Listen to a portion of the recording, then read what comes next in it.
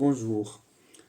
Toujours dans le cadre du chapitre Le mouvement d'un système et la deuxième loi de Newton, nous allons voir aujourd'hui, comme j'ai préconisé la dernière fois, la relation entre la vitesse et les forces. Alors, pour cela, il faudrait revoir le principe d'inertie et le système galiléen. Le principe d'inertie, c'est la première loi de Newton.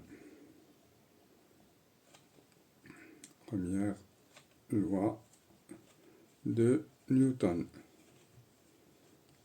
Et vous l'avez vu en seconde. Alors, qu'est-ce qu'elle dit, cette loi? Tout simplement, lorsque un système n'a aucune force qui s'exerce sur lui, alors il est à vitesse constante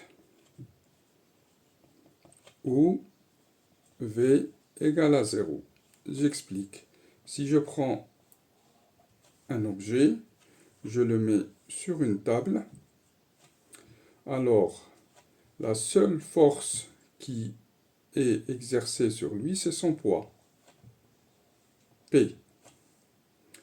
Et la force qui s'oppose à ce poids pour le stabiliser, c'est la réaction de la table. Alors, on note R réaction. Et comme c'est une somme vectorielle, P plus R égale 0.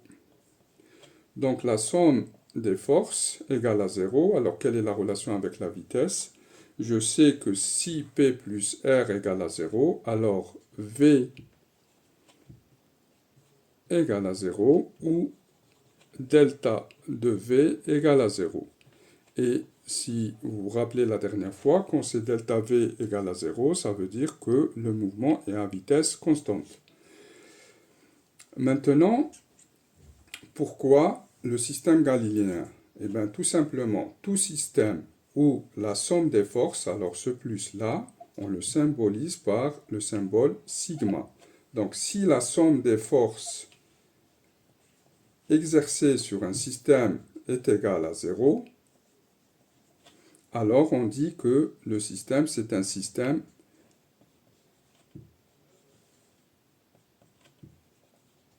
galiléen et autre chose, on dit que le principe d'inertie est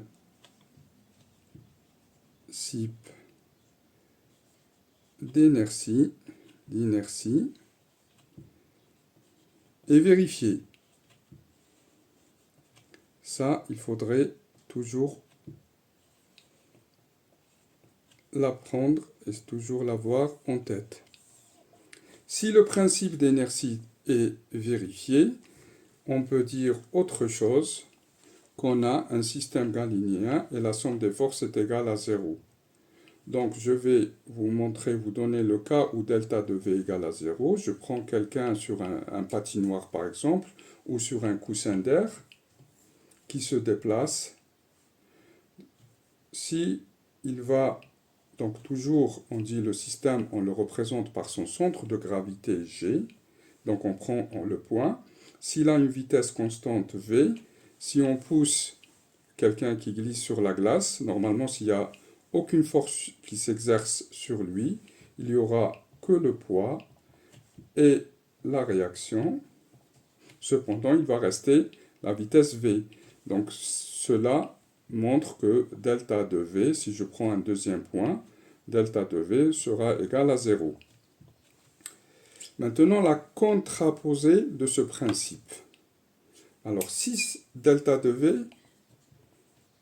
est différent de 0, qu'est-ce qui se passe? Eh bien, tout simplement, on passe à la deuxième loi de Newton. Et c'est notre but dans ce chapitre.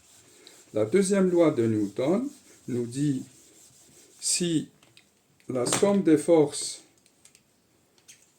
donc on va toujours le symbole somme des forces est différente de 0, alors